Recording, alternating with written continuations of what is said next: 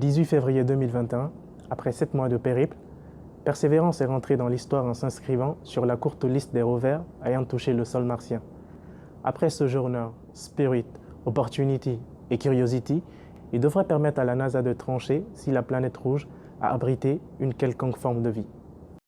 Toutefois, autour de cette prouesse technologique, nombreuses ont été les indignations vis-à-vis de l'utilité de ce type de mission, et notamment des fonds injectés. Au vu de la pertinence de certaines argumentations, force est de constater que certaines questions méritent évidemment d'être posées, surtout connaissant les difficultés que nous rencontrons sur Terre. Aujourd'hui, nous allons donc essayer de démêler l'exploration spatiale utile de celle superflue. Selon moi, n'hésitez donc pas à laisser vos avis dans les commentaires. Comme un adolescent qui essaye de sortir de sa zone de confort pour repousser ses limites et s'appréhender encore plus, l'exploration spatiale, enfin l'exploration au sens général du terme, est pour moi la passerelle de commandement qui a permis l'évolution humaine. Celle qui nous a permis de passer des cavernes au gratte-ciel ou encore des maladies incurables à aujourd'hui leur éradication. Bref, celle qui nous a permis d'être la civilisation que nous sommes. Et justement, en parlant de ce que nous sommes devenus, plus on analyse l'évolution de certaines avancées, moins on les trouve pertinentes, voire inutiles. On se rend donc compte que la nécessité de juger les problématiques à 360 degrés est primordiale. Dans le cas contraire, on tombe forcément dans un sophisme ultra calibré, anéantissant toute lucidité. Alors pour un début, on peut se demander en quoi l'exploration spatiale est-elle utile. Il faut savoir que de 1969 à 2013, la NASA a déposé 5,7 millions de brevets d'invention. D'ailleurs, bon nombre de ces brevets sont libres de droit et améliorent quotidiennement notre vie. L'exemple le plus simple de l'apport de l'aérospatial est le satellite, sans lequel les GPS, les télévisions, les communications téléphoniques ou encore les prévisions météorologiques n'existeraient pas, ou en tout cas ne seraient pas aussi avancées qu'aujourd'hui. C'est aussi grâce aux données satellites qu'on arrive à mieux suivre et gérer bon nombre de phénomènes sur Terre, par exemple le réchauffement climatique ou encore les catastrophes naturelles. En médecine, on peut citer comme apport de l'aérospatial l'amélioration de la qualité des IRM, c'est-à-dire l'imagerie par résonance magnétique, qui permet aujourd'hui aux médecins de sauver des millions de vies. À l'époque, la NASA avait perfectionné un système de traitement d'images numériques permettant aux ordinateurs d'agrandir les photos de la Lune. C'est cette technologie qui a été plus tard utilisée dans les IRM. Et si on reste toujours en médecine, il y a aussi les cœurs artificiels. Il faut savoir que les pompes et les composants sont dérivés de celles à carburant de la navette spatiale américaine. Et d'ailleurs, le premier cœur artificiel a été développé par des ingénieurs de l'aérospatiale.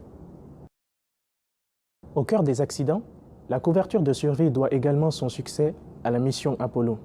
Elle résulte du besoin de la NASA de protéger les astronautes et leurs équipements de la lumière solaire, qui, à cette altitude, peut causer d'énormes dégâts.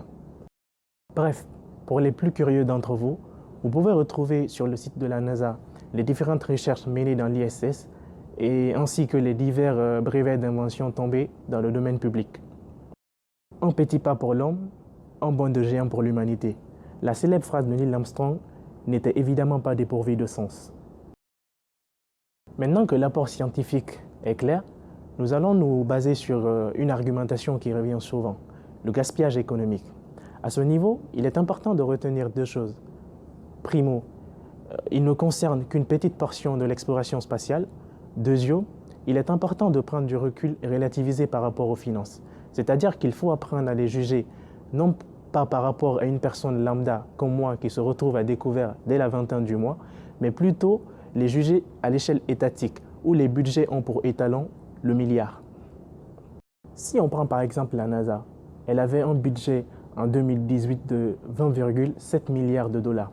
Cette somme peut vous paraître faramineuse, mais si on se place dans le bon contexte, c'est-à-dire sur l'échelle budgétaire américaine, on se rend compte que cette somme ne représente que 0,5% de toutes les dépenses prévues par le gouvernement américain. Je répète, 0,5%, raison pour laquelle tout à l'heure je parlais de relativiser par rapport aux chiffres. À titre de comparaison, le budget de l'armée américaine pour le même exercice était de 693 milliards de dollars, ce qui représente quand même 37% de l'effort militaire mondial. Autre chose importante à savoir, c'est que le budget de la NASA n'est pas destiné qu'à l'espace. On y trouve également des fonds destinés aux sciences de la Terre et à l'éducation. À partir du moment où l'on dispose de ces éléments, sans oublier les énormes retombées économiques directes et indirectes, on se rend quand même compte que les efforts fournis et les fonds injectés ne sont vraiment pas jetés à la poubelle. Néanmoins, il faut avouer qu'il existe bel et bien des projets spatiaux pour lesquels les indignations sont tout à fait légitimes. L'exemple le plus simple, car plus médiatisé, est la colonisation de Mars. Pour moi, envoyer des robots sur Mars est une exploration qui se tente. Y expédier des hommes comme la mission Apollo, ça se discute. Par contre, fournir autant d'efforts pour faire de Mars une planète B est totalement insensé pour moi. À la lumière de tout ce qui vient d'être énuméré, on se rend quand même compte qu'en dehors de la partie visible de l'iceberg de l'exploration spatiale, qui est aussi sa partie superflue, malheureusement trop médiatisée, il existe bel et bien des avantages plus que conséquents. Alors que faut-il faire? Faut-il mettre en place une commission d'éthique des programmes spatiaux ou encore les soumettre au vote des publics? Quant aux entreprises comme SpaceX, que faut-il faire? Bref, quelle solution proposez-vous pour supprimer le superflu de l'exploration spatiale? 8, 7, 6, 5, 4, 3, 2, 1.